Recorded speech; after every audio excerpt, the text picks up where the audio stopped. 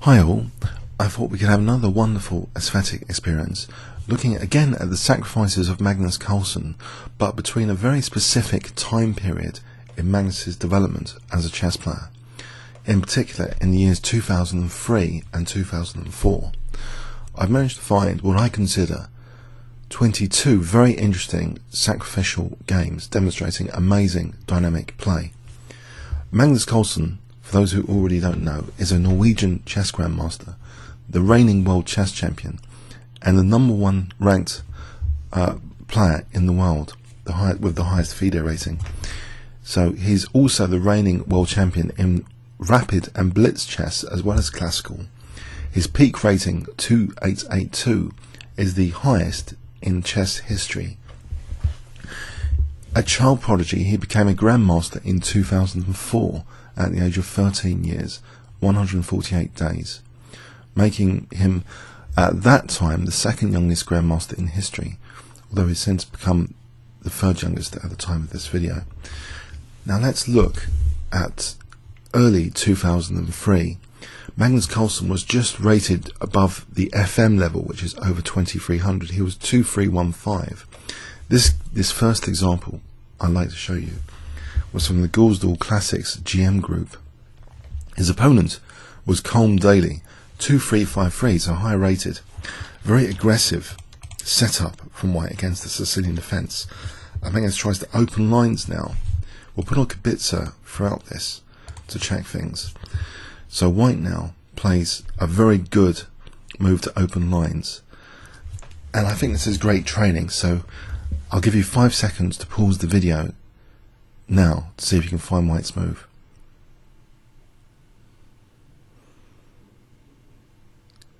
Okay, very quick attack prospects created with G6. Even though it might not be the engine first choice, practically it forces Black to play very precisely from here, and it is trying to shred open the lines.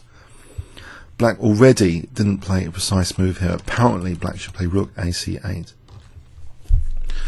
But here, Black actually perhaps wasted a little bit of time, which is crucial in this sort of position. Colm Daly played actually Knight B4.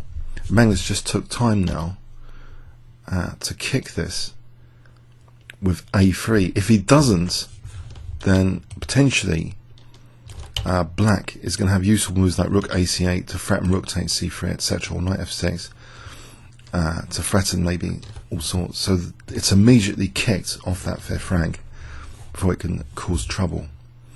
And here Black just retreats it. An amazing loss of time in what seems to be quite a critical position. But I think the temptation now to take here or here is high, but Magnus refuses. He builds the pressure here with Bishop H3, connecting his rooks. And now Black actually took H takes G6.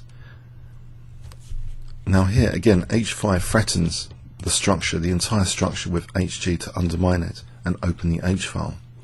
Black tries to close things up with G5.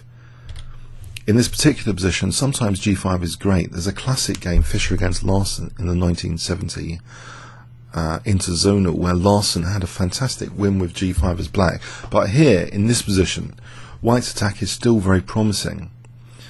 And White can either play what Magnus did or even FG, but Magnus played F5, volunteering the E5 square, but increasing the pressure on E6. Gaining a tempo on the Queen with Knight C E5. Queen G3, so targeting that G file. Black now perhaps should have played Knight F6, apparently, to try and hold the fort like that, but Black actually played G4. So White's got an ideal looking, very aggressive G file coming up after Bishop takes. And now, instead of taking routinely, that was plausible as a move. Magnus actually slips in H6 actually. So this is containing quite a bit of venom. This H file is really dangerous. If Knight D E5, then H takes G7, and this position is very strong for White.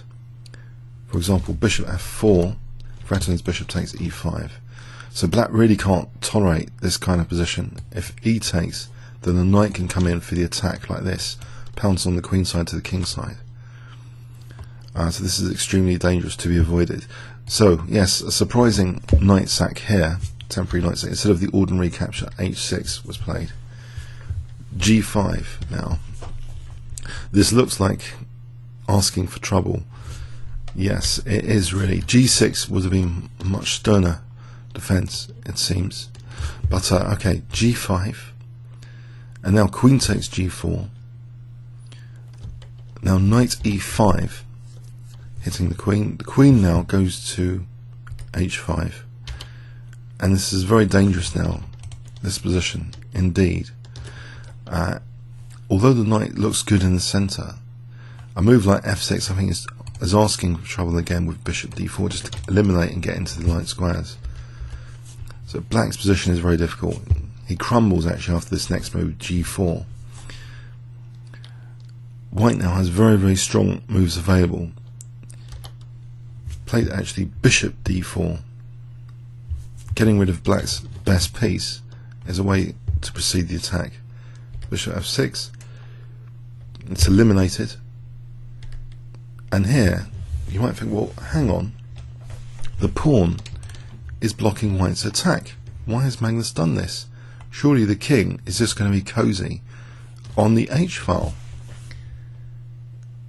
Well, after queen takes g4 check, king h8, white to play. If I give you 5 seconds here, what would you play? And why is it so crushing? So 5 seconds to pause the video starting from now.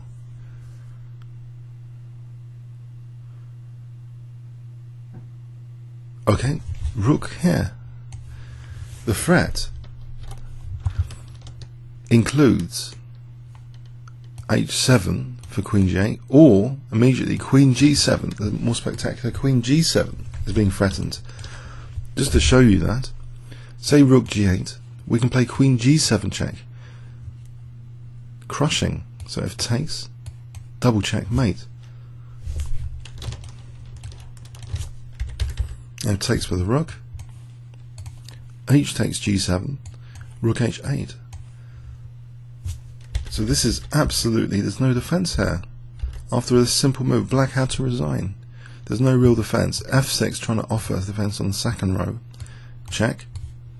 White ends up winning lots of material here. So taking here. Check. Check. And in this position, just taking on b7 is good. Or f takes to be sadistic. The engine reckons f takes is even stronger with a force mate in 12. But here is good. Plus 14 is not bad. So a really crushing sacrificial attack. Magnus played this beautifully, this attack, I believe, in this first example.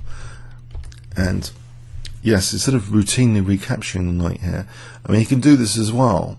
This is still strong in this position, apparently. But this carries a lot of venom. Black's sternest test would have been g6, apparently. So takes. Black's still in the game for a little bit. Or might even be okay. Might even be okay here for technical reasons. Yeah, chess is all about nuances, and if this position, it's from an engine perspective, this is where black seems to have blocked up the attack successfully. So that's why g6. Yes, g5 was asking for trouble. But yeah, you know, the opponent's 2-3-5-3. He's not a super grandmaster. Magnus is not playing super grandmasters yet in these 2 key years that I'm showing you. But I believe we can learn a lot from these games and from the blunders made. Okay, so let's go to our next example. Now here, Magnus has got a fantastic position already. And it looks as though he's got a lot of pressure on f7, but the knight's holding it. The queen drops back. This game is Magnus is still 2-3-1-5, just over FM level. His opponent is either a Abudsal. It was played in the junior tournament in Oslo. So the 12th of April 2003. These sacrifices, by the way, are in chronological order. So queen b8. White's play here. What would you play with white? If I give you 5 seconds, starting from now. Okay, yeah. it's asking for it, isn't it? Rook takes d8 just to remove the defense of f7, hitting the queen. Okay, so now it doesn't matter what black does, but black played king takes d8, queen takes f7, maybe even rook takes f7 is also very strong, but this has lots of killer ideas. Bishop takes a8 was played here. It doesn't really matter. Black's position is lost. Check. And you might wonder why, but hold on, why? Black doesn't have to be mated because of queen d7. Can you spot in advance why Magnus thinks this position is winning a bishop down? Because surely there's bishop d5, right? What do you play here if I give you 5 seconds? Okay, the power of the pinned piece is illusionary, a famous quotation. Queen takes e6, and then white's got a massive advantage here. Not only 2 pawns up, but the king safety is being shot to pieces. Black resigned. For example, here, check, taking on d5. We've got, again, our mate threat here. So, say this is 6 on, check. It gets nasty with a rook invasion to the 7th. It's pretty crushing stuff. White could end up in very advantageous scenario, like queen a4. Black's king safety is a constant problem. So it's not just the 2 pawns, but yeah, white could make progress. This is a technical engine line here. White can make progress like this. b4, and it's just ripping black to shreds. So anyway, but black 2 pawns down didn't really want to carry that on. So the key point here, rook takes d8, and then this central attack can't be defended as queen takes e6. Black resigned here. Okay, so now let's go on to another little example. The opponent there doesn't show a FIDE rating for the opponent. Here, Magnus' opponent with white, I'm going to flip the board, is actually FM level 2315. Oystein Boyum Fossum, so is playing white. And white, in this position, just played the move knight e2. Black to play. Magnus Carlsen here. What do you think he played in this position? If I give you 5 seconds to pause the video. Okay, fantastic move. Bishop h3. Wow. Bishop h3. Trying to loosen e4, distract against e4 for a disaster on this diagonal potentially. So let's have a look. White actually played b4 here. But let's have a look if white took. Knight takes e4. And the engine loves this for black, by the way. Queen c2, yes, we've got multiple threats. I mean, if queen e3, we just we can take on b2, and that's good, for example. And then we're on the rook. So yeah, f2 is a problem in this line. Queen takes f2, and here queen e3 is apparently quite crushing. Say rook f1. Knight b4, these knights are really nasty here. Say this position, queen takes, king takes, check, and the point is bishop takes b2 is going to happen, and this is a big advantage for black. So that's an example line with knight takes. Yeah, it's a disaster basically. The knight's coming in, b2 eventually is proven weak. So a fantastic disaster on the diagonal. But white tried b4, and actually here Magnus plays queen takes c4. And you might think, hold on a sec, can't we take it here? Is this really bad? Again, in this position, let's test this. Knight takes e4, and it's just really good. This b2 being weak all the time. If the queen moved here, we can just take there. It's just very unpleasant. If the queen moves here to attack the queen here, this is still great for black, even though we're not taking on f2. We just take here. And if knight takes, well, we just take on b2. Yeah, The diagonal's a disaster. So white tried knight a3. Now Magnus carries on with, what does he carry on with? Very strong move. 5 seconds here to pause the video. Okay, knight takes e4. Yeah, he's unleashing everything here. Knight takes e4. Now, if bishop takes e4, then queen takes e4, and more things are on prise. So here, knight takes c4 was chosen. Knight takes d2. And you might think, well, hold on a sec, can we not take on h3 here? Knight takes c4 is very good for black in this position. So we've nabbed a few pawns there. 2 pawns up after takes. So I can't really do that. So in this position, bishop takes c6 was played. But now knight takes c4. Bishop takes g7. King takes. Bishop takes. So pawn up only, or is it? Well, there's another pawn that looks to be dropping off. 2 pawns up. Thanks very much. After knight f4, attacking the bishop. Bishop here. a3. Yeah, there's rook a4 unfortunately. So here white resigned. Great stuff. This pouncing, this engine move likes bishop h3. Just pouncing on loose pieces and targets here. Fantastic stuff. Bishop h3. Right.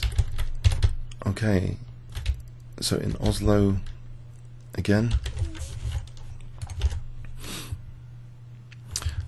In this next example, Magnus playing white against Amir Mohammadi, a 2-1-7-2. Now black played in this position knight d5. Preparing, I guess. Well, there's a very nasty threat here. Can you see what the threat is first? If I give you 5 seconds here, what is black threatening? Okay, bishop h4, skewering the queen to the king. Now if white just routinely castled here, then I think black's going to be better. Just take, say, g6. Black's solved most of the problems and might stand even better with knight b4, a bit of a pain in this position. But white has a great move here, even with his king in the centre after knight d5. It's a weakness of the last move.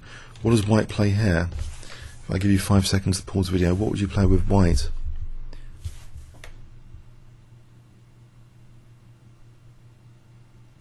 Okay, knight c6. So looking at g7, but also looking at the queen. So bishop h4 is not a problem. We're taking the queen there. So the queen moves we mate. There's nothing really apart from, well, the engine actually indicates there's a stronger move than bishop h4, which is crazy, involving a queen sack, bishop f6. So say takes, we got bishop takes b2, but this apparently is better for white in any case, because the rook's been lost as well. I know, it's an amusing variation, but actually the engine indicates that white is better here. Crazy stuff.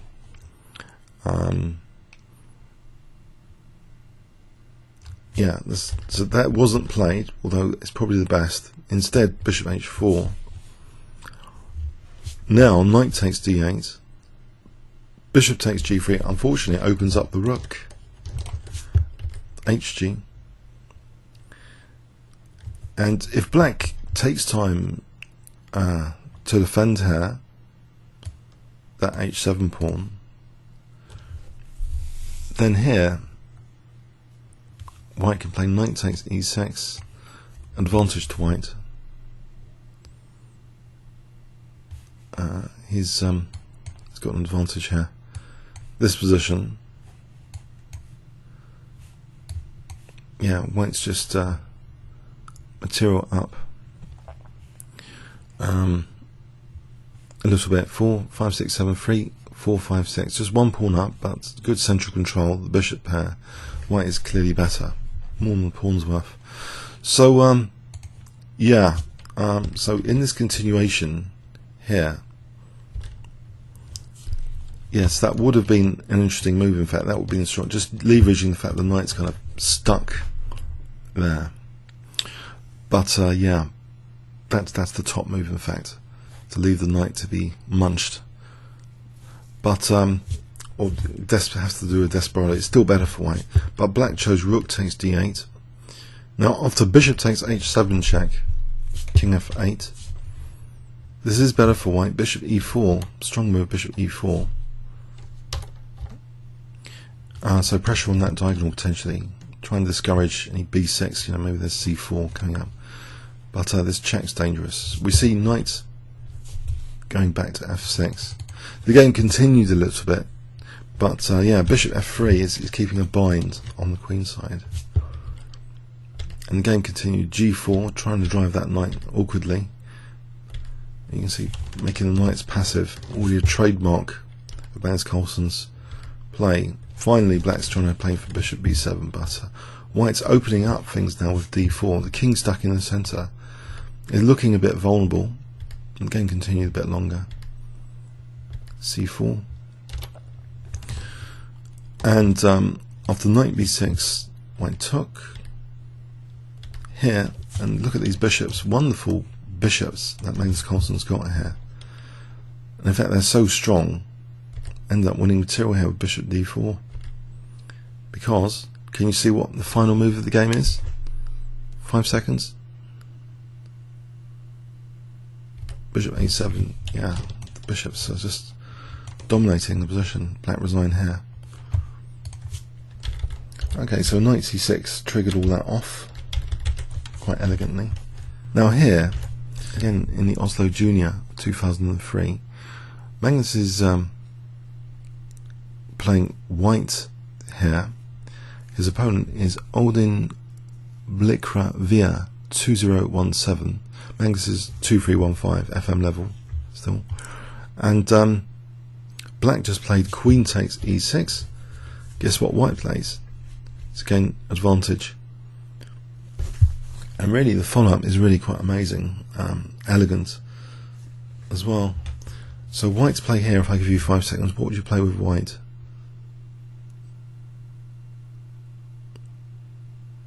Okay, bishop takes c6. Okay, undermining the a6 knight. Black took, queen takes, but now black seems to have some light squares to attack, and trying to launch an attack with f4. So care is needed. Aggression. Here, bishop takes f4, and now an exchange sack from black for this check, and he wants to create a battery to mate on h2, etc. Elegant defense here from Magnus Carlsen. He just casually takes on c6 because the queen now comes beautifully to park on g2. The exchange up. The game doesn't last too long from here. And in fact, Magnus goes for the king soon. f4, rook g1, so g6 is the target. And now after check here, black resigned. And it's actually a forced mate here for black. If king h8, then there's a forced mate in 7 with check, check, rook e6, threatening queen f5, queen takes g5. Well, we can follow that through if you want. Just an example, check, check, mate. Yeah, but yeah, starting off with bishop takes c6, daring to take that risk, knowing that the queen can come back to the fence. It's all good stuff, you know, the queen coming like this. Great stuff. This next example against Dennis Wallin, a 2-1-0-1. Magnus got a fantastic position already. And black, after this check, moved his king to g8. This might not have been the best move. Engine suggests f6, and there's a reason for that. When the engine suggests something weird, seemingly weakening. Can you see what white plays here with a big advantage? If I give you 5 seconds to pause the video now.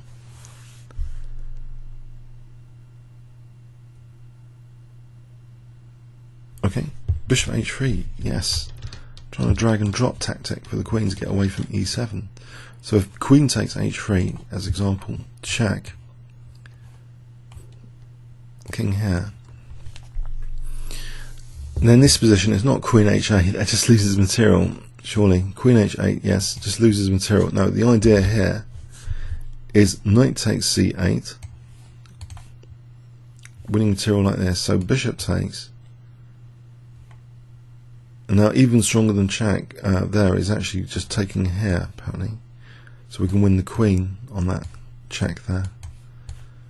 So that's an example of some of the pitfalls of bishop h3 if it's taken. It's pretty dire. So black tried f5, but now e4. Damage has been done. This is huge damage. This diagonal is being weakened by Magnus, and it's good for this diagonal as well. I mean, not diagonal, good for the attacking line there as well. D takes, and now if rook takes, we have queen d5 check, picking up the rook. Black is full of vulnerabilities here. E takes is played. Now queen d3, hitting the knight and hitting f5, really unpleasant position for black. Horrible pass pawn on c6. Oh dear, oh dear.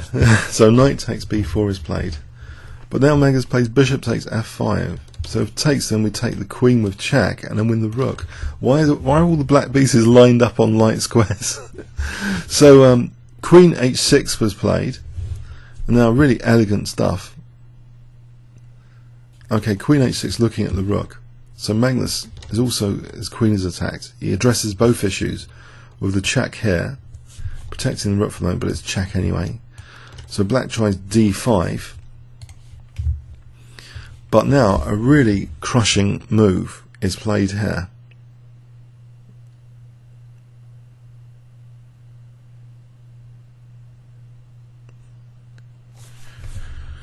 Yeah, does queen g4 check?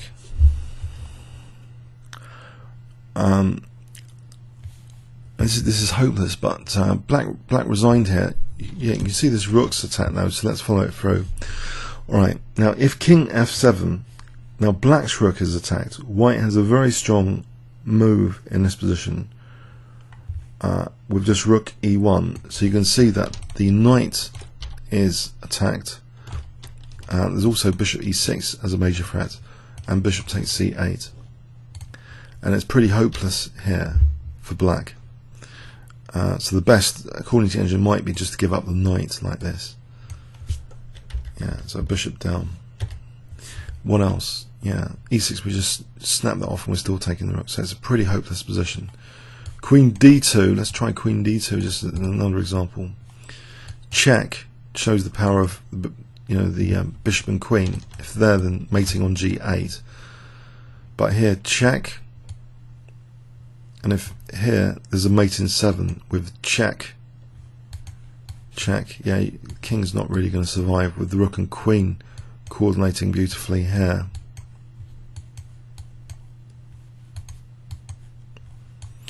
Okay, yeah, so fantastic stuff, weakening black considerably after the initial bishop h3, and yeah, exploiting all the loose pieces and stuff. Yeah, fantastic check here, gaining a crucial tempo, leaving these two pieces hanging. Winning position.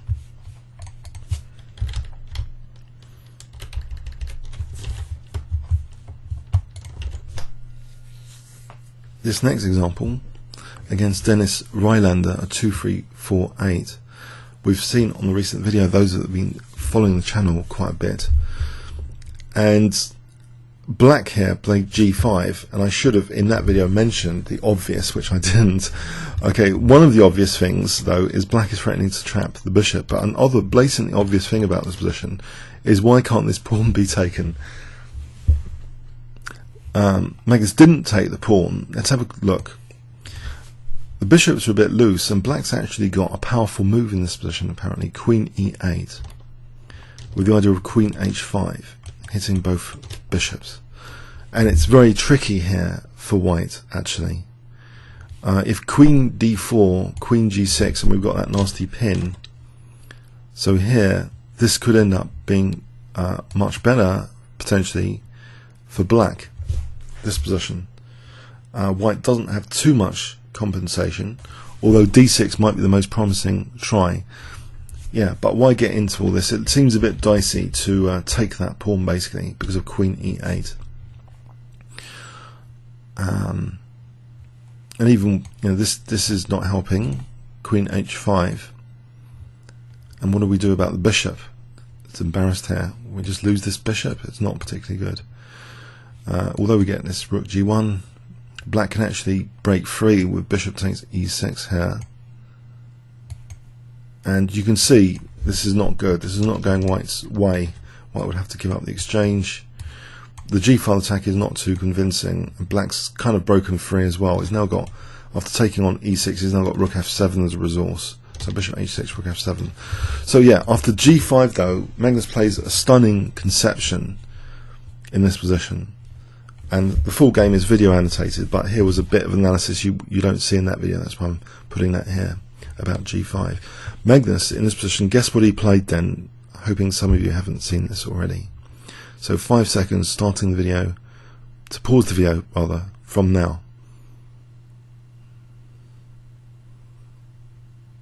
Okay, as well as bypassing black's dynamism, White maximizes his own dynamism.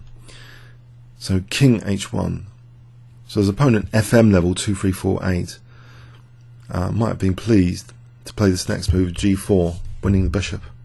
Ha ha, he might have thought. Well, queen d4. Is he still laughing now after munching the bishop? Maybe not after this next move. What does White play here if I give you 5 seconds, starting from now?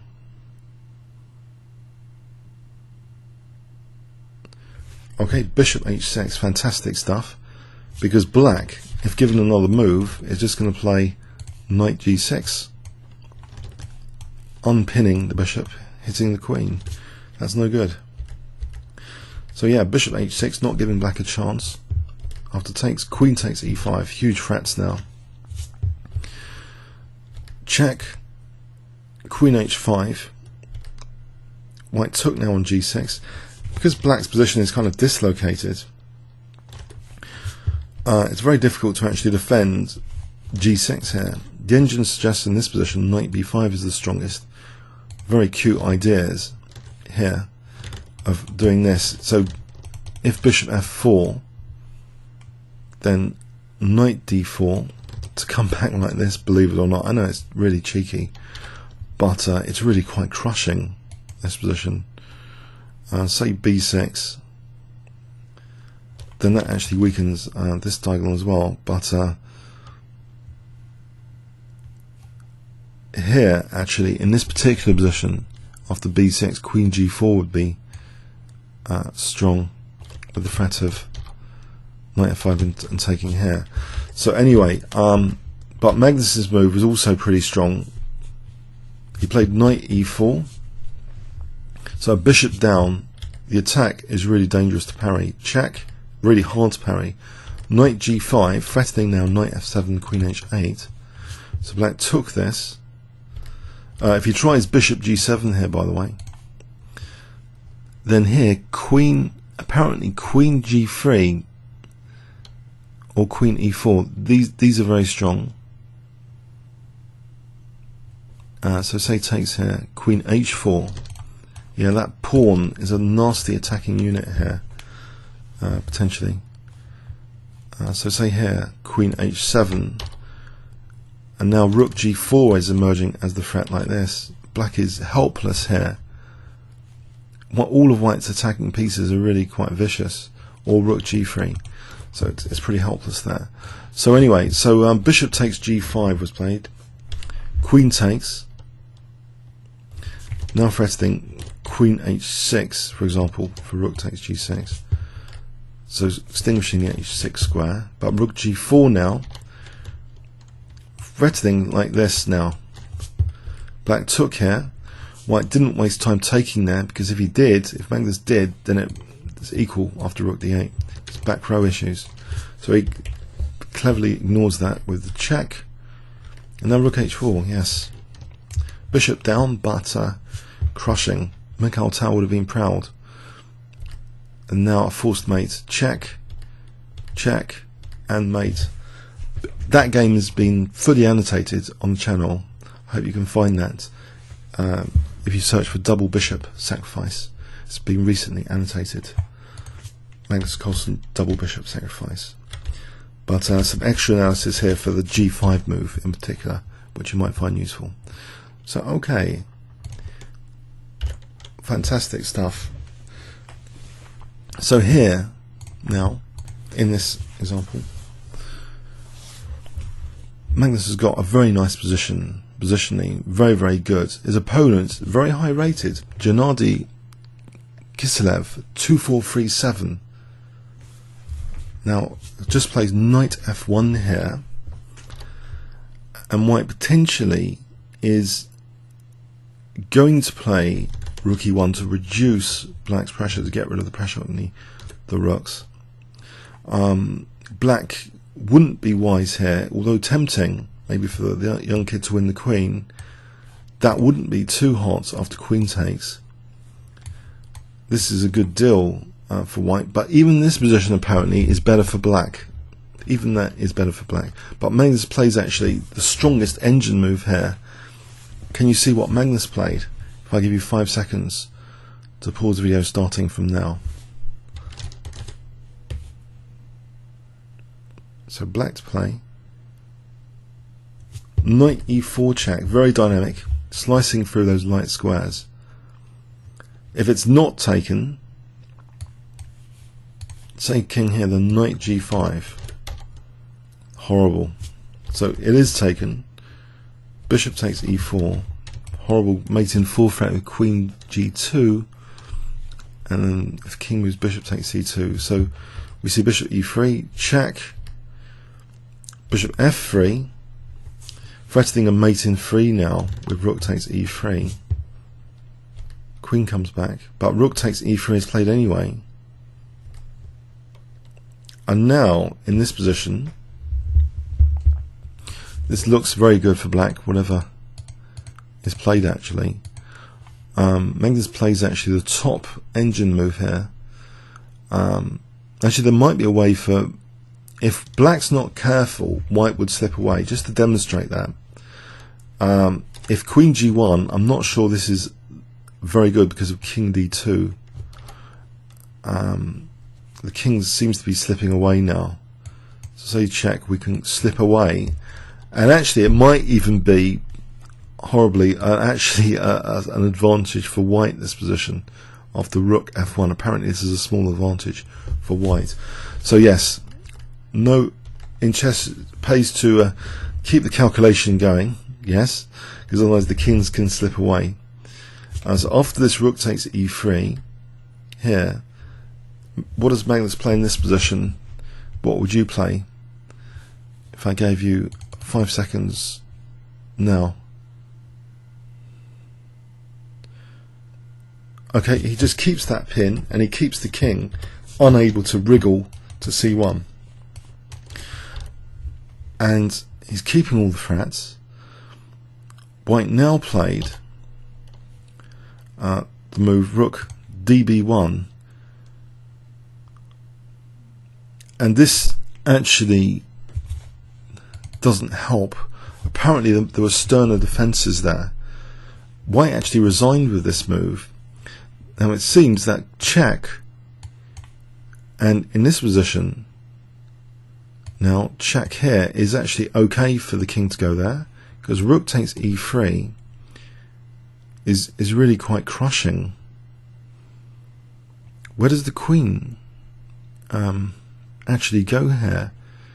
If she goes to f5, then actually c3 is neglected. There's actually a forced mate in 3, believe it or not, off the check. Queen takes c3, and if king goes back rook e1, if here queen a3, checkmate. Ow! So even if the king wriggles, queen d2 just loses the queen to check here, because if king there, we just take the queen. Well, we take the rook first actually, so we avoid losing the rook. We don't have to. We can even take the rook first with check, and then we win the queen. So yeah, a 2-4-3-7 has just been butchered here. There's no moves for white here. Queen d4. This falters, even with the king on c1. Can you see why this falters? It's quite clever, actually. If I give you 5 seconds here, what would you play with black in this position? Okay, bishop e4. It's embarrassing because if rook b2 we just block the king there, so this is actually mating. With the king unable to use b2. So this bishop e4 is really powerful. If rook a2, then check. Queen takes c2. It's all falling to bits. Yeah. So yeah, white perhaps saw this stuff, that this wasn't the best defensive move. Fails him in all variations. The engine suggests something like a5 is the top move, or rook a3. Let's have a look at a5 as an example. The most stubborn, apparently. Just keeping things intact. Here, queen takes g3 is strong. Check. Taking on e3. Similar scenario to before, it seems. Queen at f1. Queen h2. Black here is the exchange down, but white's king safety is so compromised. Let's open up the file here and play king b2. Black has a lot of pawns for being the exchange down. Bishop e4 targeting c2. Saying trying to defend this. Rook e2. c2 is a problem. If queen d1, rook d2, yeah, the exchange down, but it's very, very powerful for black. But this would have been the sternest try, this variation, just with the move a5.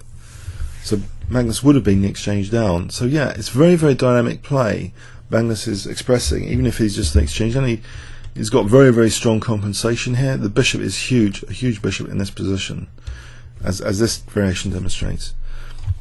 Okay, so that was taking down a 2-4-3-7. So in June 2003 there. Wow. So Magnus born 1990, so very, very young, about 12 years old.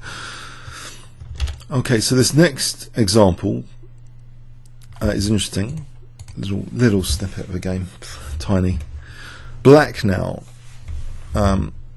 played the greedy queen takes a2. Greedy looking. In fact, queen c5 should have been played to keep things solid, in inverted commas. So after queen takes a2, what does white play here?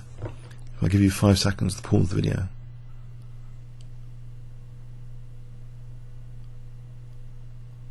Okay, rook takes d5, yes. Look at these bishops. They're about to butcher the black king, surely. So if takes, queen takes b5. And even though 2 exchanges down, now this position, a bit like the other one, is absolutely murderous for the black king. Even queen takes b7 is great, but there actually is a forced mate also in 9 here. But queen takes b7, without too much calculation, is threatening a mate in 2 here. And what does black do here apart from giving up the queen? This is very, very simple. It's also on the rook, but we're actually threatening bishop f6 with a mate in 2. You know, king e8, queen e7, checkmate. So black really has to give up the queen. But for those technically interested, there's also a forced mate in 9 with bishop f6 here. Here, check here. Just showing the power of the bishops, I think. So say this wasn't the most stubborn move. King c7 is the mate in 8. King c8 is the mate in 3. So we'll go with the most stubborn. Check. We take there. Check. King e8. Bishop b5 check. Look at the 2 bishops though. Check. He just robbed black of the rooks. Yeah. Desperado, yeah. It just shows that Yeah, Magnus is already very keen, even when he was about 12, to look at the exchange sacrifices, and it's obviously this is asking for it like a slap in the face of a wet fish, as the English expression goes. Yeah, that you should play rook takes d5 here. The bishop here is just absolutely lethal in this position in any case, because of that bishop f6 and also on the rook. So what do we want to do here? Bishop b5 is also now even better than taking there. So it's just hopeless. Yeah, after rook takes d5 it was hopeless. So that's why black should have actually done queen c5, trying to keep things solid against this sort of sacrifice. White's still better here, though. White would still be better. Apparently the engine moves, queen h5, as you're looking at here, and rook d2 next, maybe. So this is still better for white, but there's a bit of a fight left. Okay, so the opponent now, by the way, was 2-2-6-9. So that's near FM strength, and he played queen takes a2. Maybe he's underestimated Magnus a little bit there. Okay, so in this next example, Magnus has played a Grunfeld defense to reach this position. You might be able to detect that from the pawn structure. White casually played knight f4 here. White was actually better before this move. Technically, a move like king g1 could be useful prophylaxis in this position, with white being a tiny bit better apparently. But no, knight f4. Can you see why this is a problem? If I give you 5 seconds starting from now, what would you play with black here?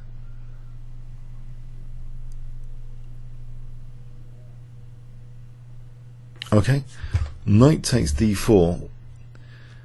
Whoa! So if bishop takes, what do you play here? 5 seconds. Rook takes c4. Look at that diagonal. If takes here, bishop b5. Pins everywhere. Pins galore. If knight d5, yeah, it's all crumbling for white. And in fact, rook takes d5 here to restore the pin is fantastic. This position is just horrible for white, even though white might be apparently the exchange up. But look at the position. It's just a nightmare. I think we can even just take here. It's just a nightmare. This pawn, the two bishops here are fantastic. Sorry, white's not the exchange up. White's the rook for two bishops. So anyway, knight takes d4, blasting this diagonal potentially. So king g1 was played,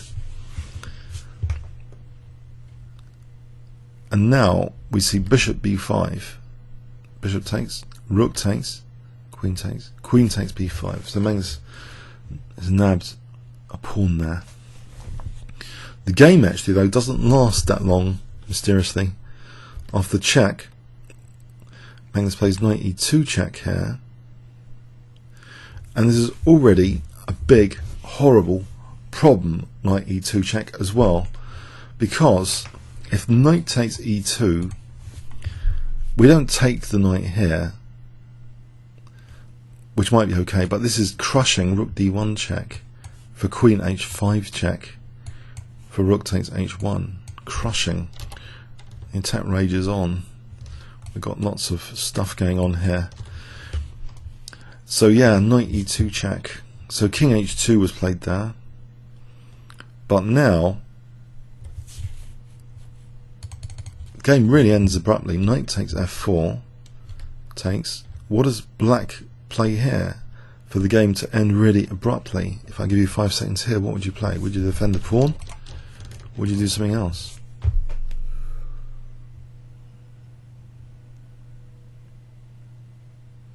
Okay, Magnus plays rook d3, cutting off that third rank, offering the pawn on e7. White resigned. Let's have a look. Why? If he took, it's a false mate in 3. Check. And if king g1, rook d1 is checkmate. So the only thing black could do is give up the queen there. But what else does white do here? If king g1 rook d1 is checkmate. So the only thing black could do is give up the queen there. But what else does white do here? If king g1 rook d1 is checkmate. So the only thing black could do is give up the queen there. But what else does white do here? if queen c1, check and check, we're winning the queen.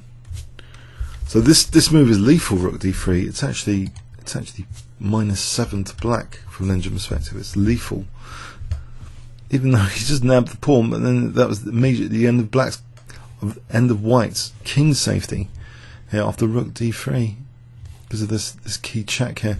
So it's cutting that king, making queen h5 ever so more effective to stop the king using g3, etc. Well, yeah, it's crushing over rook d3. So the Grunfeld, yes, quite lethal in Magnus's hands, even at that time, Grunfeld defense. This next example, Magnus is white against a very strong opponent, 2-5-1-3. Helgi asks, sorry, it's a funny name, that's his middle name, Gretterson. Helgi asks Gretterson, is Helgi going to have his arse given on the plate by Magnus? Okay, so here, black played king f7. No, I think some of you made jokes like that. I think there's a video about this game on the channel, actually, I seem to remember. So white to play here. What does white play in this position? It was a fantastic dynamic game in the Slav defense earlier, where Magnus played aggressive g4, offering a pawn, which has become fairly standard. But white to play here, how do you finish it off? If I give you 5 seconds to pause the video starting from now.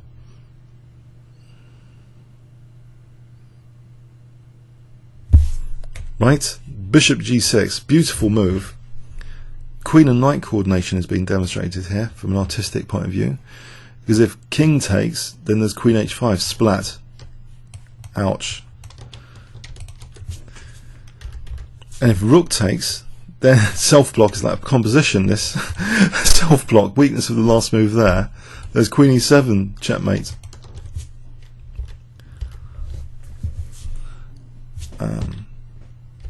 So yeah, that's the most elegant, queen e7. So this is pretty diabolical. There aren't too many choices actually in this position, either king takes or rook takes. So pretty clear-cut finish, but see the game though, the lead up obviously is where a lot of Magnus's power, you know, not just to get the mate in 2 position, but getting to the mate in 2 position is a bit trickier against a 2-5-1-3 opponent. So this next example you might have seen on the channel was against Magnus's great friend, lifetime friend, John Ludwig Hammer, who was also second now he's second in major tournaments like the World, or events like the World Championship. John Ludwig Hammer. Is Hammer going to be hammered? That's the question. Well, Magnus played in this position a very, very strong move. His knight seems to have been stranded. If you look at it, knight and bishop each. So potentially this is big trouble for black, potentially with that knight stranded. But rook takes e4 was played, and the unsuspecting John Ludwig Hammer played actually rook e1. No, actually though, with this move Magnus has given the f4 square. This is actually viable, so the rook's not entirely trapped. And I remember this from your comments on the specific game video. There's a specific game video that actually the knight did have square. It's not trapped technically now after this rook takes e4.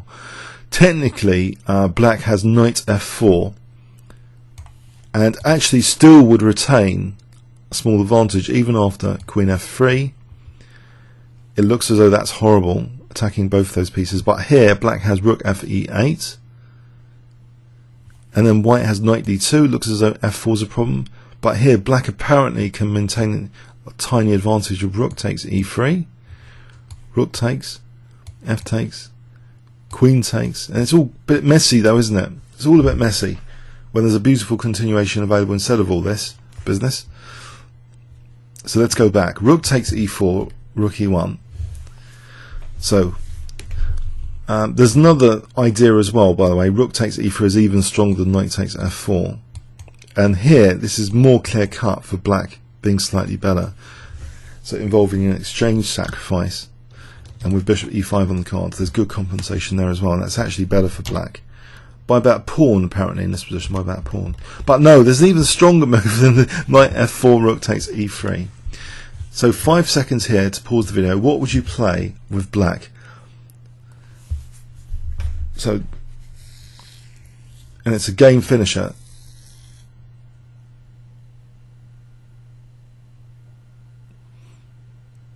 I really want everyone to see this watching this video. So I'm going to give another clue. Here's your clue. 5 seconds starting again. Okay, I hope you got it. If you pause the video, please, work it out. Outrageous forcing moves. Queen h5 check. Is this crazy? Has Magnus gone mad? Well, it's the end of the game. White's only got one move, g takes, and now here rook h4, demonstrating beautiful coordination, actually, cooperation of the rook and knight for that checkmate. Yes, there is a specific video for this game on the channel. Magnus's amazing queen sacrifice at the age of 12, I think it's called, if you want to search that out. So this next example, Magnus is playing white here against Andre Diamant, a 2-1-4-9. So Magnus, by this stage now, appears to have for this game now a FIDE rating of 2450. So he's well surpassing the FM level now and going into the IM level already. 2450 FIDE rating for Magnus Carlsen at the time of this game, which is the 24th of October 2003. So Andre Diamant's heavily outrated and in a squished position. He missed some chances earlier, it seems, and he's allowed white this horrible looking b6 move, so it looks horrible. How does Magnus finish off here? I'll give you 5 seconds to pause video now.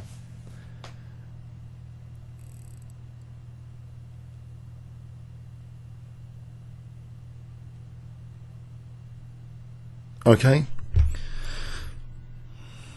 The engines don't like this that much, it seems, but it's really artistic. I mean, I don't know what to say.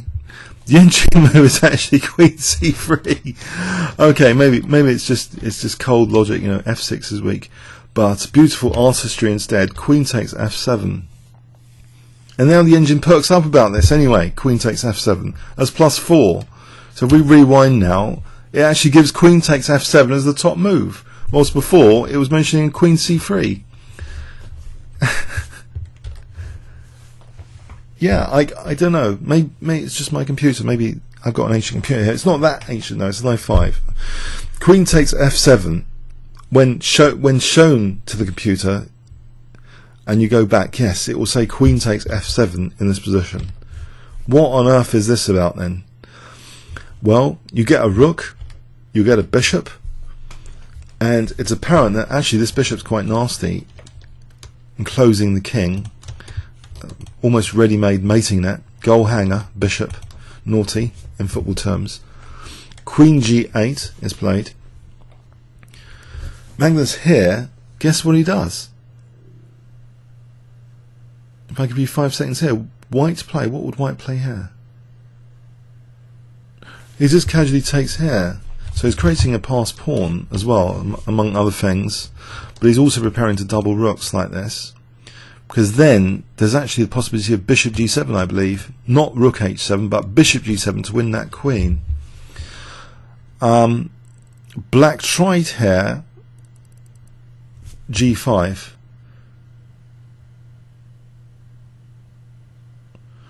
This is quite ingenious in a way because it provides queen g6. You see this bishop g7 threat is no longer that bad. If rook d7, queen g6. But instead, white is winning in other methods here. Bishop g7, there's king g8, and if rook g7, then we just take here. So that's kind of ingenious in its own right. But here, white would still be winning.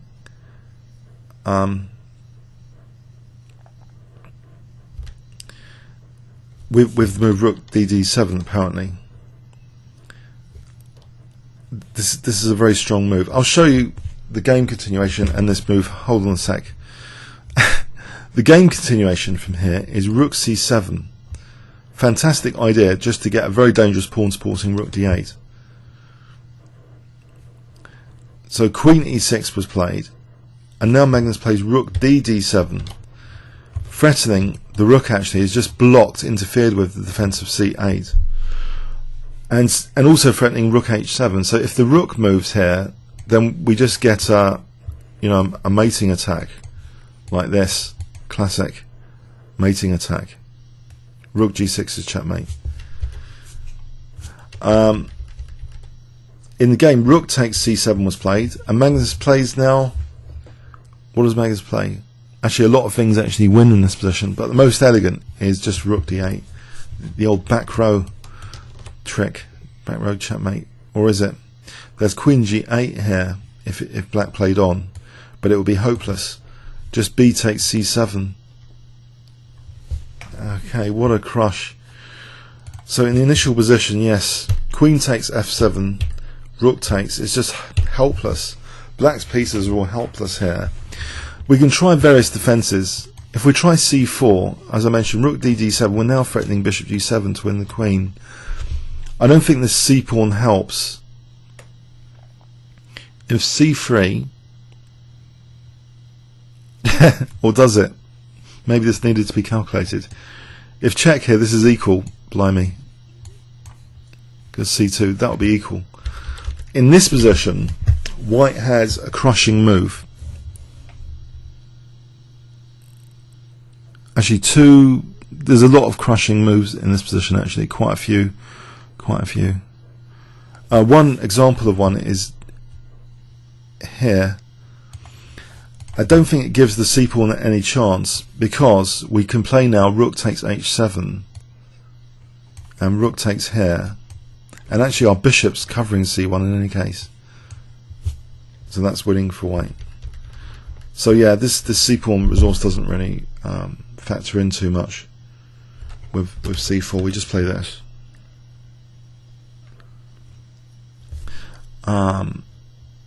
Okay, so c3, yeah, rook bc7 is a killer. If here, b7, we've got c2, covered anyway. So white can actually just play rook takes c6 here. At leisure, it's just an absolutely crushing position now with the pawn with rook c8 now as a threat. It's just a very, very hopeless position because of this pawn, the two rooks coming here. The bishop happens to be on this diagonal as well in many variations, which is useful for that. Another idea, let's go with this.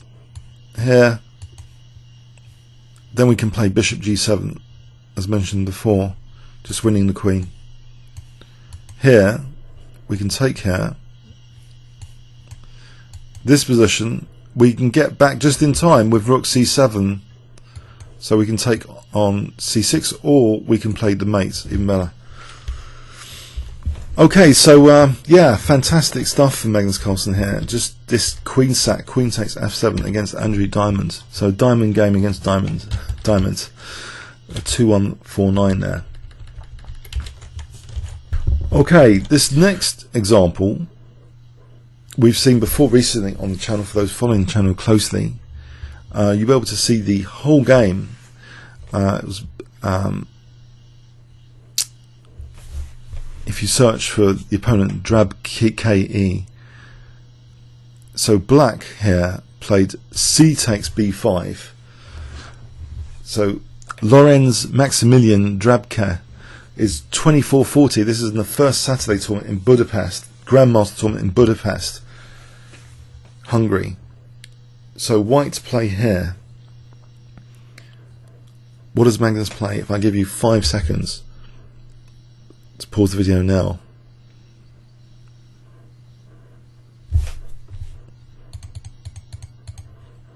Okay, white plays knight takes b5 with a sustained attack here. Bishop takes c4, so he's going to get 2 pawns at least. And now bishop d2, threatening bishop a5. Full annotations of this game are available on the channel.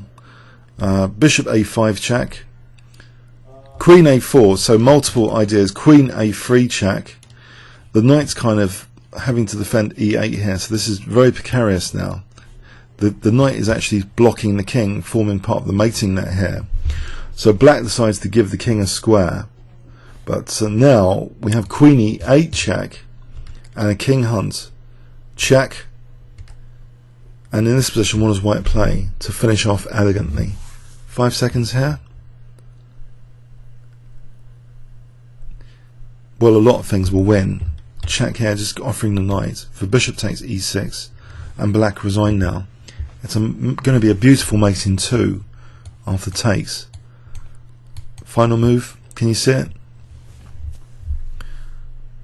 Art on the chessboard. G4, checkmate. Beautiful game from Magnus. If you search for the 2003 game of Magnus Carlsen against Drabka, you'll see the whole game from the start there. A treasure trove, I think you'll agree so far.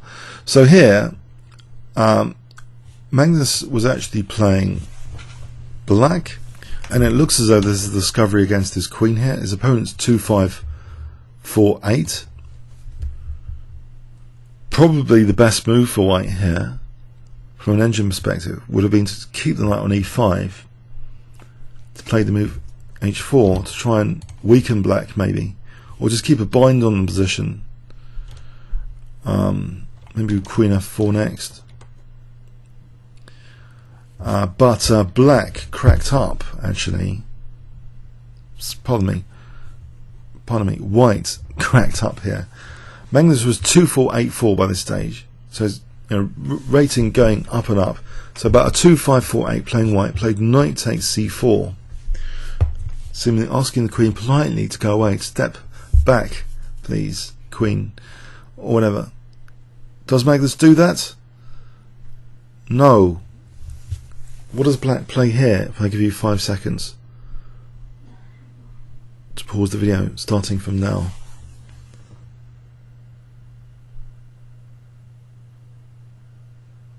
Okay, bishop takes c4, yes. The rooks are both precarious here. The rook on d1 is vulnerable. White is losing a shed load of material. Shed load of material. S-H-E-D, as in the garden shed. Rook takes e6. Queen. Rook takes d1 check. Bishop takes e6. 2 rooks and a bishop for the queen. White is just plainly losing here. Rook d5 here. Okay, it is a double attack, but bishop f7 defends everything. And white resigned here. It's just material down. He's just faced with horrible things coming up. He's got no compensation. The queen by herself cannot do much, so white just resigned here in respect of Magnus now, who's a 2-4-8-4. He can finish off this position quite easily.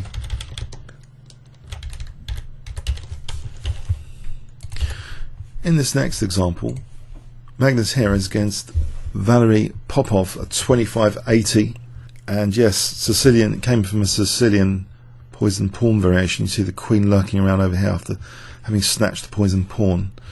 Now, white's play, what would you play here? If I give you 5 seconds now.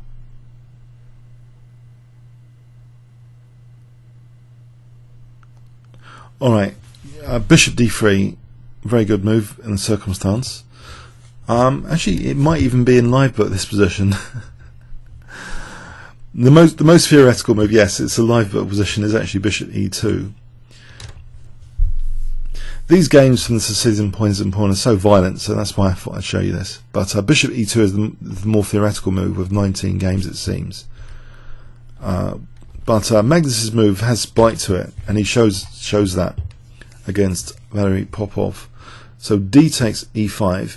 You see, the worst thing you can do here as white is actually take here, because black is actually better, not just equal but better, you know, stopping white castling, etc. So yeah, you've got to give that centre pawn up. That's why I think I've included it as a sacrifice, but it's theoretical, it's theory. White castles, and black's the one that can't castle. Now if e4, Then bishop takes e4, and we've got that d8 stuff going on. Queen d8, checkmate. So bishop e7 was played. King h1. It's a small advantage here for black, but black did actually play e4 now, which is now bishop e2, rook f8, and I think a very strong move here now is played c4, trying to melt black's centre and open line, c4. And black should have played rook takes f1, it seems, with the idea of following up with bishop b7, but instead played d takes c4, and the advantage shot up for white just with that small inaccuracy, which is crucial in these types of positions. Magnus played rook takes f8 here, and this is diabolical whatever black does. If bishop takes, then we've got the old have we got the old queen d8? Well, first, even stronger, is actually bishop h5 check, then queen d8 check, then rook f1. You can see g6 has been used up, and in this position queen c7 apparently is crushing, like this. So this is murderous. But okay, king takes f8 was played, but it's still horrible. Queen f4 check, and now rook f1. We've got a king chase. Although black's got all these pawns, it's fragmented. This king hunt is crushing. Rook d1 check, queen e8 check, queen takes c8, bishop up now, and still with menacing threats like check here. Black resigned. So one tiny slip up from that ultra sharp opening, one tiny slip up in this position, playing d takes c4. Believe it or not, this is not such a huge advantage apparently in this position to try and keep things intact with bishop b7 here. Say bishop g4, queen b4. It's still with some life for black, this position. But yeah, total meltdown there. The 2580 just got absolutely massacred after playing d takes, because rook takes is absolutely crushing. Okay, it's like a plus, nearly over +3 according to engine here, plus 3.4. Now this is a well celebrated game against Sipke Ernst 2474, Grandmaster Ernst, in the Weekend Z, Netherlands, the 24th of January 2004.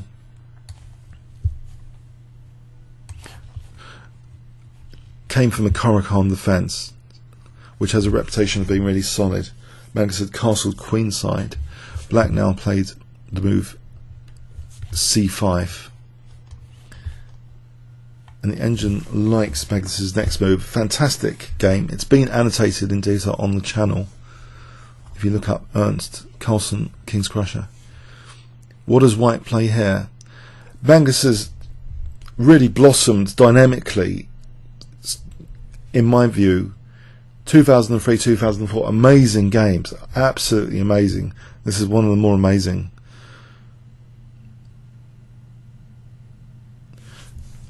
Knight g6. The dynamic potential of the h file is revealed here. If black plays a move like this, white's just getting an advantage with taking and d takes. It's not nice to have this sort of position. Can't take it here, and if knight here, then maybe bishop d6, and this is an advantage for white. So black took on g6. So best was actually, yeah, to actually do that was actually most best according to engines. But this is shooting up for white as an advantage. Queen takes e6. Now here, if just routinely taking the bishop, then that's not a big deal actually. Knight d5. And white is actually forced to play counterattacking on the queen. This position is not a big deal. Nothing to write home about, as they say. Magnus actually keeps being a piece down here with hg. So he's threatening some very horrible things now. The easiest to spot is queen takes e7 is still a problem. More of a problem now because of this rook takes h6 resource coming up. If knight d5, there will be queen h7 mating. So knight g8 seems to solve both problems. It protects the bishop and it defends against sacrifices on h6. Or does it? White play here. What would you play with white? 5 seconds here. Pause the video.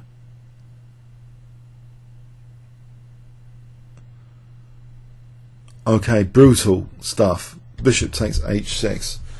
Ernst is being brutalized here. G takes. Rook takes h6. Tau will be proud. What is going on here? White's only left with queen and rook. Is this enough? Queen takes e7. He's also got this though. This is to be regarded as an attacking unit. Kasparov has indicated pawns around the king are like attacking pieces. So it's helping threaten queen h7 checkmate. We see knight f7. So black is currently quite a lot up. The accountants would note rook and knight up here. Now just a rook up, but king safety has been shot to pieces. King g7. And now here white actually has a few moves which might maintain an advantage. But one of the best is played. The two best are queen e5 and rook d3. Magnus plays rook d3. Note that the queen's eyeing this, so we've got to be careful about e1. Rook d6. This might not have been the sternest defense. Apparently queen a6, but let's have a check of the game continuation first. So check here. And now king hunt time. Check here. The king can't step on the h file because it'll be like a mate in 5 apparently. If it's, you know, we got to check here. So the king takes here. Now a very accurate move in this position. Very accurate move.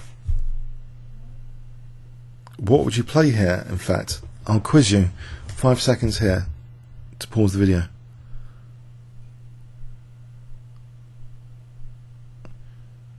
Okay, if you said rook f3, that only draws, that messes things up actually. Rook f3 here messes things up apparently. There's nothing much going on here, apparently. It's, so queen f5 check. Now note that this queen e1 is in the background here, you know, mating white. The game continues now with the abrupt rook f6, queen d7 checkmate. Whoops. Oh dear. Now if king e8 had been played, this is a false mate with check. Queen takes f8, check.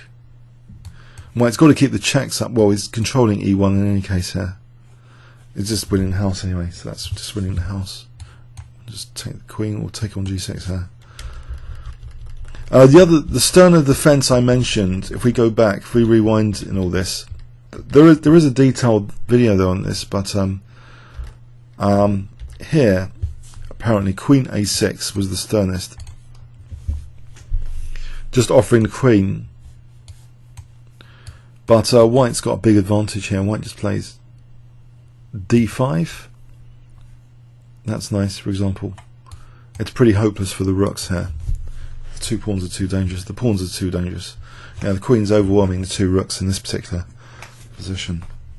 So a really brutal game there against Ernst. Against the apparently meant to be a really solid, reliable opening in the Caracal, but it was blasted. Even though white's h1 attack didn't seem that well, white it seems to be blocked there. Okay, so this next game, yes, this is against Sergei Demoltov at 2591. So Magnus is 2484, playing against people higher rated in this 3rd Aeroflot festival played in Russia. So Magnus by this stage is a real jet setter, going everywhere and anywhere to gain experience. So the Aeroflot, 19th of February 2004. Black has a terrible position already from the opening. it was an early f5, which Magnus had done something like taking on f5 and moved the pawn twice to get a big advantage. The game is annotated in detail on the channel if you look for Dolmatov, D-O-L-M-A-T-O-V, Carlsen. So kingscrusher. So here, king d8 was played. What does Magnus play here? If I give you 5 seconds to pause the video.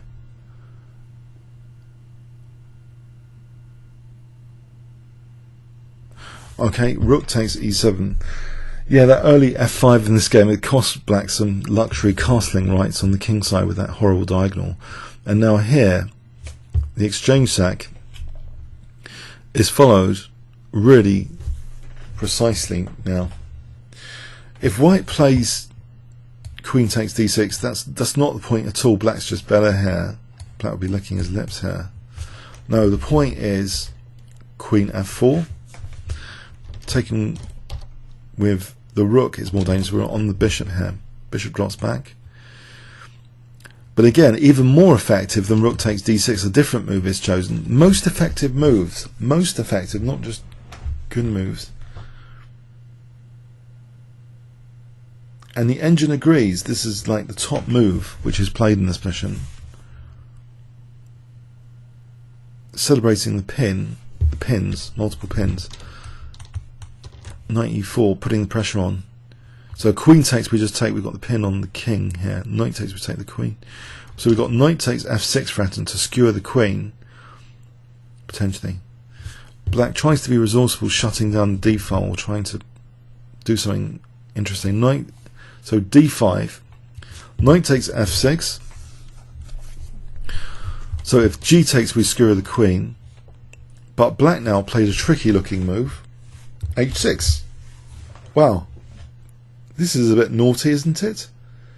So what's the idea? First of all, there is ingenuity here. There is ingenuity here from black to play h6 to get this position. If knight takes d5 was played here, then black is actually better after queen takes g5, pinning white's queen. Black would be better. No, we don't want to do that. What would you play with white here? 5 seconds here.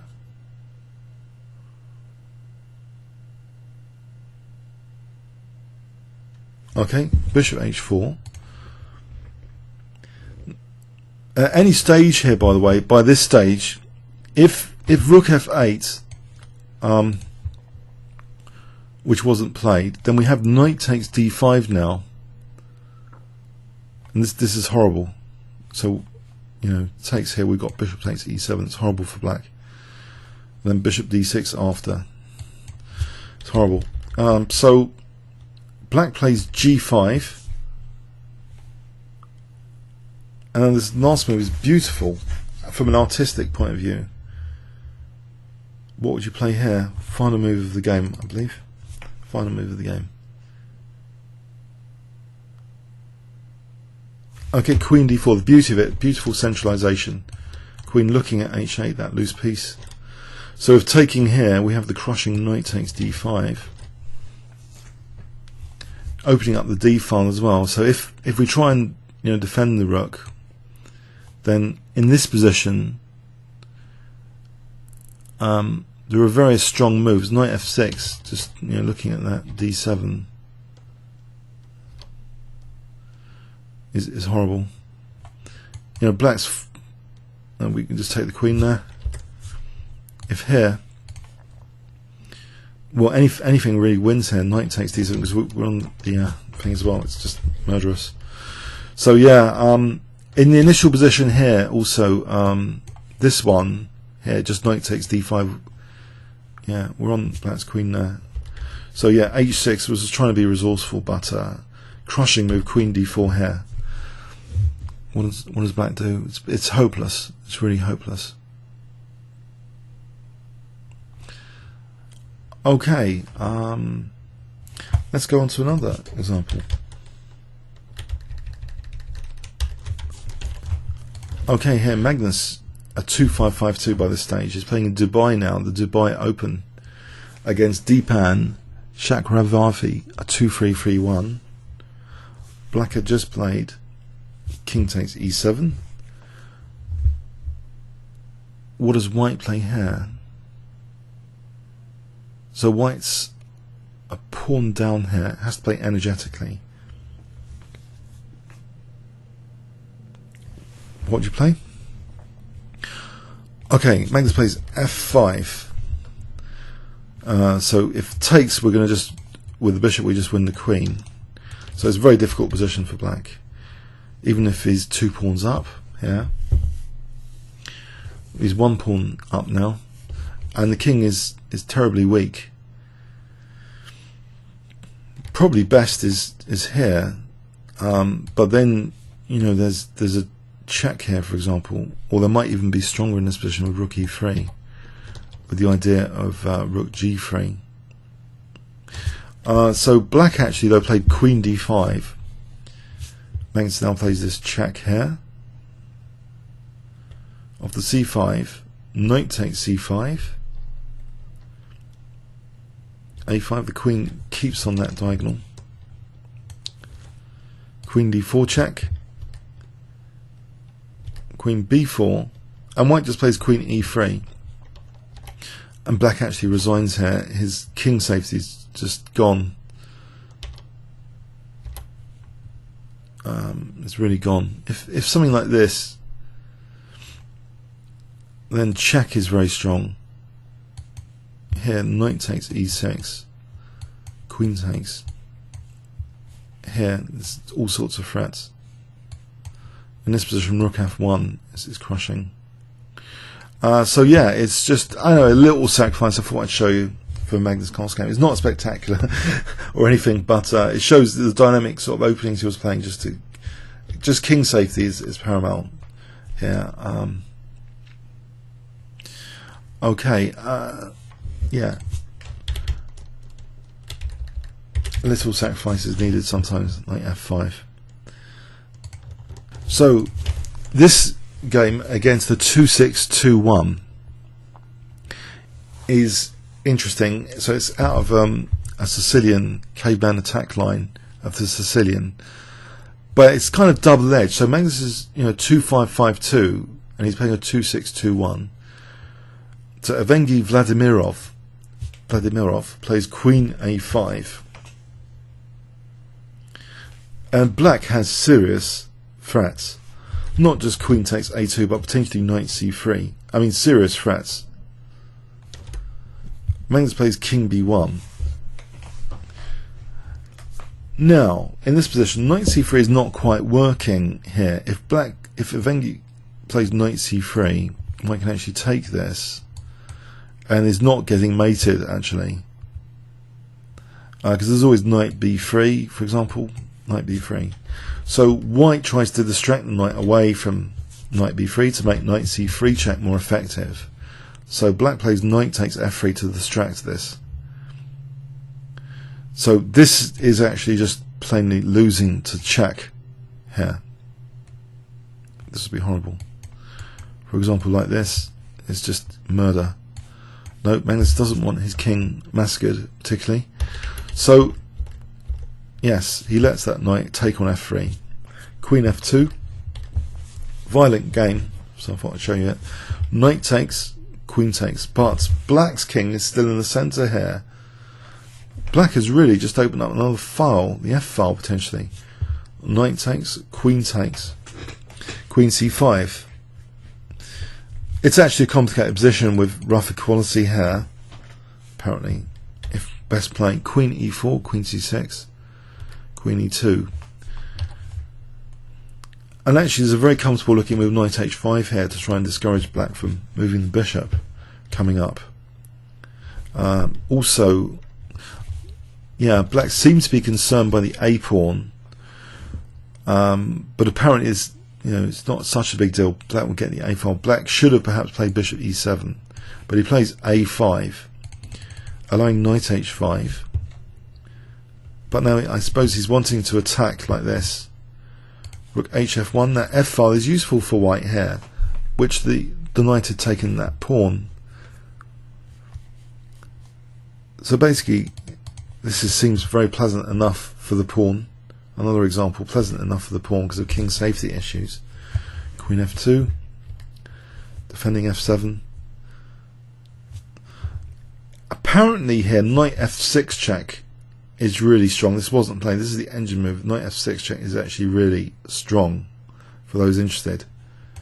Like this, and with the idea of bishop b5. Ouch. Yeah. But Magnus's move is also strong, very strong, extremely strong. Queen d4. Still with the threat, bishop b5 actually, from mating on d8 like that. We have rook d7, and now to parry that, but knight takes g7. Yes, it's completely gone in white's favour, this position now. Taking here, b3. Black's king is less safe than white's king though.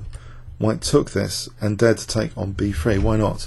Black's pieces are hardly in a great position to exploit this double pawns of the b file, but tries to energize with bishop a6. White just takes that, queen takes, and now just queen f4,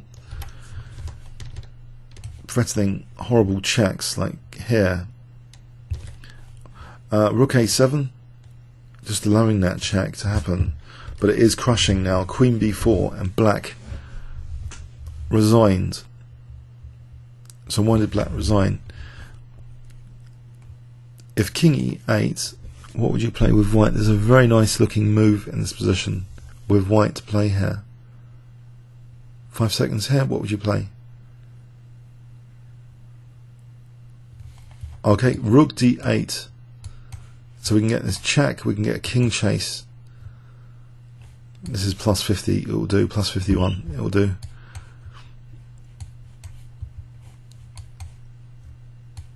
Get a king chase. The king's had it really. Yeah, it's like a forced mate. Yeah, this king's just been kicked around. Sorry, it's mating 14 now by this stage. Yeah, the king's just been kicked around to its demise. Just keep up checks. We can just take the queen off and win the rook and pawn ending by this stage. I'm just showing you a fun forced mating sequence as an example. But anyway, no, you get the picture. So yeah, it just seems. Why I'm showing you this example, it fascinated me because he's playing these very scary double-edged positions with black having numerous threats here. But when black tries to deflect things, he's actually opened up a line which backfired later. And I just thought it was quite neat how white took control of the position pretty soon here. So he doesn't mind being a pawn down. He's got good king safety issues, or he shouldn't mind. So this is very, very aggressive. If black had played bishop e7, it's still better for white. Apparently, there's good compensation. If castles, then white goes for the throat, and if king f8, there's very good compensation here for the pawn. So it's not the most spectacular sacrificial game, but I just thought it was a violent game to show you from a virtual pawn sack of having to give up that pawn for white having huge compensation later.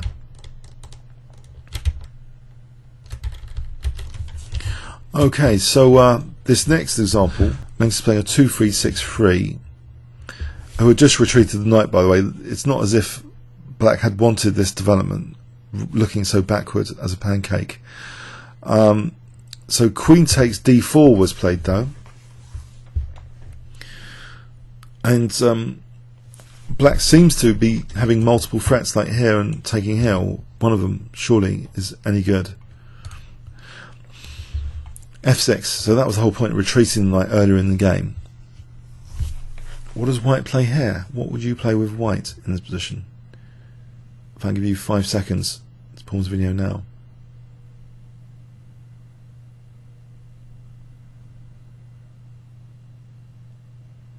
Okay, the engine move is actually interesting to take on d7, which apparently is about equal, this position.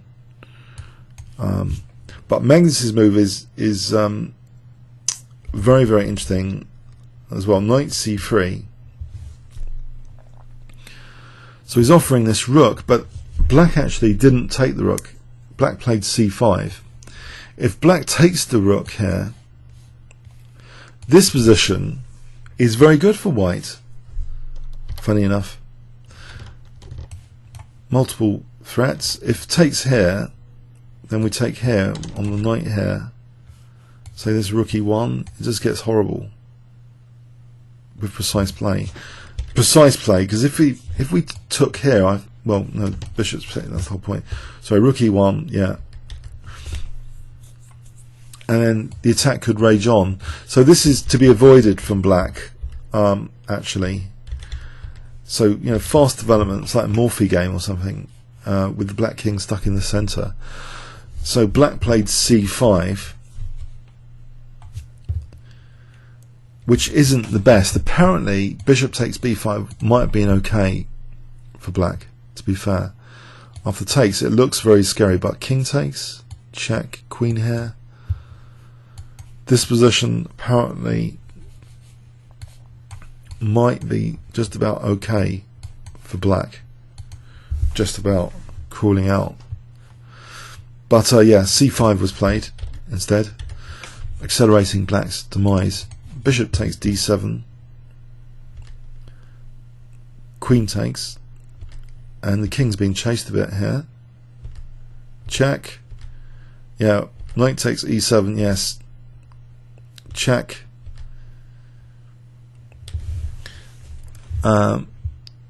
Even stronger than taking on e7, just bishop takes, attacking the rook, taking the knight. Back row issue to deal with, but that's just taken. And here, just keeping the pin with rook e1, defending the back row. End of game. Yeah, I thought it was neat to play knight c3, just leaving the rook hanging. Might not have been entirely sound, that one, because the bishop takes b5 there. I mean, not getting completely wiped out if black played perfect chess, but humans rarely do play perfect chess in difficult positions. So okay, so this next one and the final one, I hope you've enjoyed this little tour. I put quite a mixture of sacrifices of all sorts. This is against Northern Ibriev 2-4-7-6. Magnus has a dominating position, of course. Look at the position, it looks great. Black played h6. Is the knight really wanting to go back? Not really. If the knight goes back routinely, black just gets a better position. It's the nature of chess. Often. And knight b4, it's going to get aggressive even in this position. Knight e4, it could get nasty for white. No! What does Magnus play here? If I give you 5 seconds, starting from now.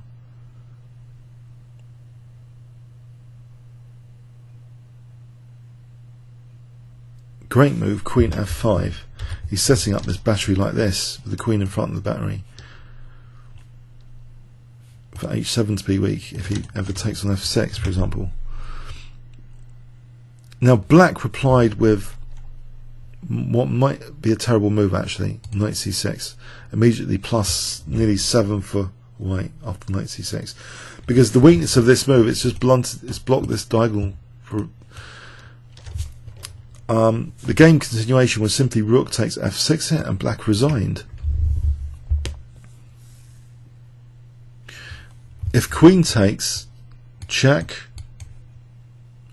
Here now, you see that blocking of the diagonal, weakness of the last move there. Knight e4 is very strong here, covering key squares, right?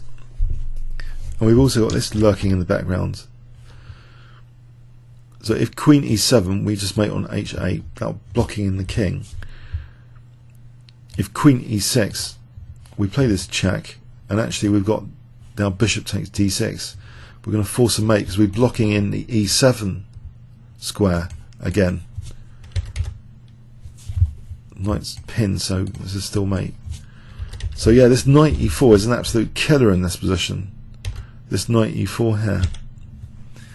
So that's why black resigned. More stubborn defense. Okay, just look at some more defenses. If hg, you'd expect this h file to be dangerous. And look out for immediate rook sacrifices. I had a John Nunn Blitz game recently where I didn't look out for immediate rook sacrifices. Once you get that fishing pole, look out for the rook sacks. So here, g6, for example, this doesn't do much for black. Queen takes. That's a huge position for white. Here is just a huge position for white. And if the knight moves, then, well, it's just horrible. When's the knight move to? If bishop e4, let's have a look at bishop e4. Queen h3, classic h-file, disaster. Knight h7. Here, numerous would work. f3 would work. If here, we can even take on g6. This h-file is a classic fishing pole. You know, really dangerous. f4, try and blast that in this diagonal. The attack rages on, and the bishops are working well together here. So yeah, so knight c6 accelerated black's demise after this in this position. Best was possibly queen e7 technically, but even so, the exchange sack is still recommended here from an engine perspective. This position with the check. Now you see knight e4 is not possible with that bishop, but bishop d3 apparently this is okay for white. This is still okay, a small advantage for white. Okay, so yeah, I thought these games were very attractive in their own right, and I hope you got something instructive from this video. It shows in 2003, 2004, well, he became a grandmaster in 2004. He really progressed amazingly from a dynamic perspective of chess, which this sacrifice series of videos is all about. What I like to call the dynamic school of chess. And in the dynamic school of chess, there are a lot of players that don't just play chess, commercially just to win. They play chess for beauty. You know, they're going to end up with games which we call sometimes the immortal games. The sacrifices are a thing of beauty sometimes, and they align to the player's style, so they're even a way of understanding a player's style. But Magnus Carlsen's got such a versatile style just over these 2 years and these 22 examples that we've seen, getting formidable positions in the first place, of course, is the hard bit as well. So yeah, I hope you got something from it. Comments or questions on YouTube. Thanks very much.